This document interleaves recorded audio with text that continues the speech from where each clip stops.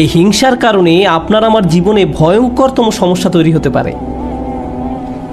এখন আমি নিজেকে বিশ্লেষণ করতে চাই।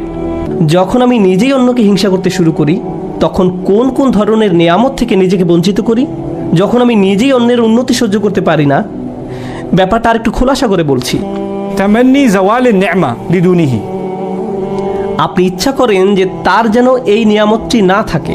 ব্যাপারটা এমন নয় যে আচ্ছা ওই ভাই খুবই শক্তিশালী, আমি যদি তার মতো শক্তিশালী হতাম। না না না, আমি ইচ্ছা করি যে সে অসুস্থ হয়ে পড়ুক আর আমি শক্তিশালী হয়ে উঠি। আপনি ইচ্ছা করেন তার মাঝে যেন ওই ভালো বিষয়টা না থাকে। কোন কারণে সে ওইটা পাবে? আচ্ছা সে প্রমোশন পেয়েছে, এখন আমারও ইচ্ছা হয় যে আমিও যেন প্রমোশন পাই। না না না, হিংসা হলো আমি চাই সে বরখাস্ত হোক আর আমি প্রমোশন পাই। আপনি তার ব্যর্থতা দেখতে চান, আপনার ভেতরের কিছু একটা চায় তার যেন পতন ঘটে।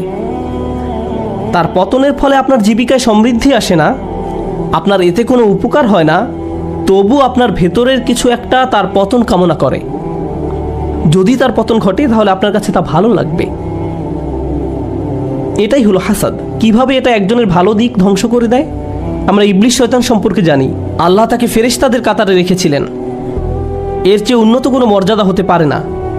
কিন্তু হিংসা তাকে এত উচ্চ পর্যায় থেকে একেবারে নিম্নতম পর্যায়ে নামিয়ে দিয়েছে, আল্লাহর নিকট থেকে বহু দূরে সরিয়ে দিয়েছে।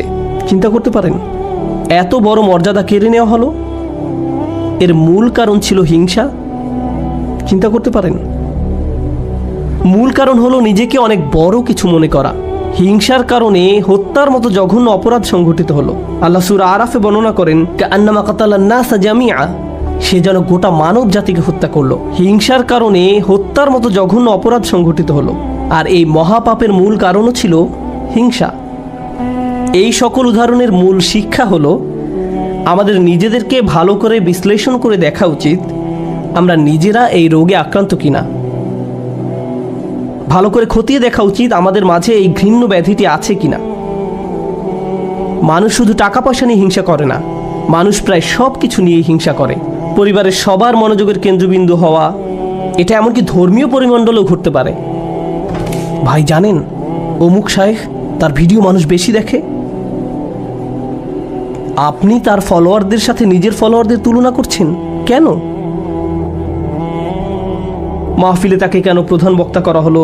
তাকে কেন সবচেয়ে ভালো সময় বক্তব্য দিতে দেয়া হলো? এমন ঘটনা মসজিদেও ঘটতে পারে। ভাই দেখেছেন তারা কত টাকা তুলেছে, আমরা এত টাকা তুলতে পারিনি। আর এই মনোভাব প্রতিযোগিতায় সীমাবদ্ধ থাকে না, হিংসায় পরিণত হয়। কেন তারা আমাদের চেয়ে ভালো করছে?